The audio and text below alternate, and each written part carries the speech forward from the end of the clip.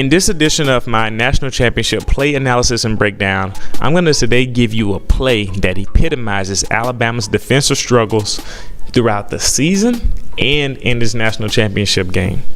So without further ado, Clemson is in a 4 wide receiver set. Shotgun. Travis Etienne is set right. Alabama is in a dime defense, so we're playing, dime coverage against 4 wide receivers. What you're supposed to do, 2 high safeties, playing the pass and all. The offensive line blocks down to the right, so this is a counter run play because the running back is going the opposite way, the left side. So this is counter to the blocking. Not an issue. Isaiah Bugg plays the mesh point, thereby taking away a quick cut up the field. So Travis Etienne has to keep it wide. Mack Wilson is following, but a little too slowly for my taste. He should be sprinting wide as well because Travis Etienne is too slow for you to play that conservative. Travis Etienne is too fast for you to play that conservatively. But this is where the problems begin. Xavier McKinney notices the run. He is guarding the inside receiver Hunter Renfrow, who is closest to the line of scrimmage. That's good that he notices this because he can get to the ball. There's a problem. He runs forward and sets the inside. And my question is why? Because Isaiah Buggs has already done that. Xavier McKinney should have continued to set the edge and force Travis Etienne to the inside.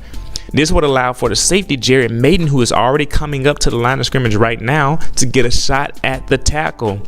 Instead, Travis Etienne uses his blazing speed to get around Xavier McKinney and cut upfield. And this puts everyone in the secondary at a disadvantage because because Travis Etienne, with his speed and his acceleration, he can build up momentum fast, convert that speed to power, and give you trouble. And you'll see why that's a problem in just a second.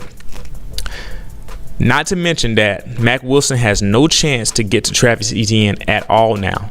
So Jared Maiden's angle for this tackle is now destroyed. Even still, they recover, and Jared Maiden and Shyheim Carter have a chance to make a stop for about a 5 to 6 yard gain.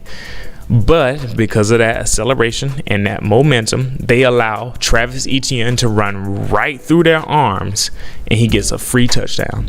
Now, this is partly due to Travis Etienne's impressive strength due to being able to accelerate, of course, but also because Shyheim Carter went high for the tackle instead of wrapping up. If you notice, he should have been wrapping up low, but he went high, put his arm out to try to get a high tackle and strip the ball out. He tried to rip it, and no, you couldn't do that. You're a nickelback. You need to get down and wrap him up and take him down. And I understand we teach him to go for the ball, but at that point, it's highly unlikely you're going to rip that ball out of there. But I don't want to criticize him too much for that. I'm just let you know that wrap up. Just wrap up. And so the thing is, he has acceleration. He has some momentum. And it's all because Xavier McKinney at the beginning also didn't set his edge. So the defense got away with this type of stuff all year, but it finally caught up to him here in the national championship game. They had teams that were more talented than, but when you have a team that's probably as equally talented as you are, you can't get away with that type of stuff. And it makes you wonder what happened with the leadership on the team, or maybe with the coaching staff and getting these issues fixed up. But it obviously didn't work out, and it cost Alabama in the national championship game. What do you think? Do you think this play epitomizes Alabama's defensive struggles, or do you kind of have another reason why you think they are? Either way, let's talk about it in the comment section. See you for the next part of this video series.